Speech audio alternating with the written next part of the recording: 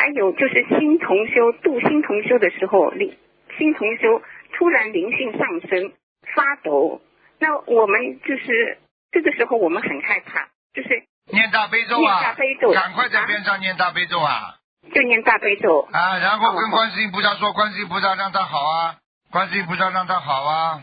哦，这样说，好的好的，我们吓死了。明白了吗？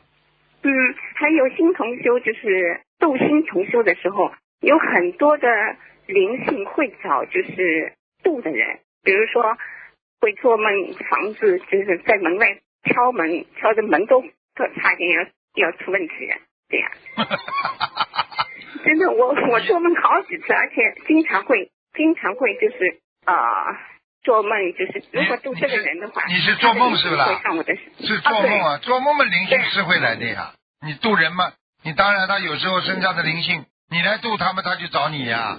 所以救人这么难呀，所以师父这么难呀。是很害怕的呀，没办法的呀，听懂吗？好的。